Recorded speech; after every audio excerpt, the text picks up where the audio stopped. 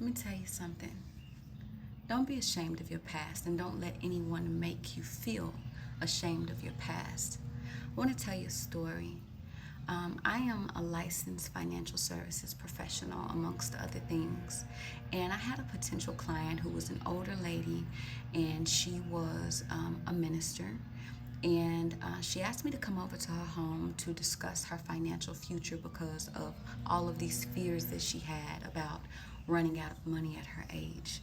And so I talked to her. She tells me, "Oh my God, I know God sent you. I'm so happy. I'm so thankful now that I can live, forever without having to worry about if I'm going to lose or have to go back to work."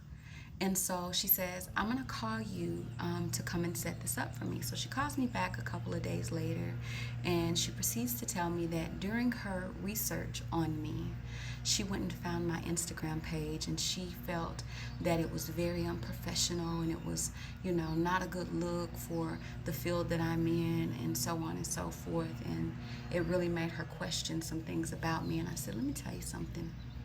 If you're not my client, that means that God didn't intend for you to be my client." I said, "But what I'm not going to do is go bleach my page and wash away my past when I know for a fact that there's someone that's sitting in the same thing that I was in who doesn't believe that God can save them.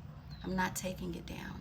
That's like asking the Bible to be rewritten, and all of the great people that were men and women of God, their past is washed away from the Bible, so you only see who they are right now.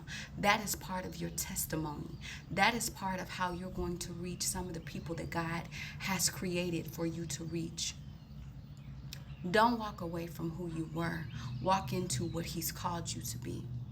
That is your past for a reason. It's part of your testimony. It's part of how you got here. It's part of what reveals to people just how good and how powerful and how almighty God is.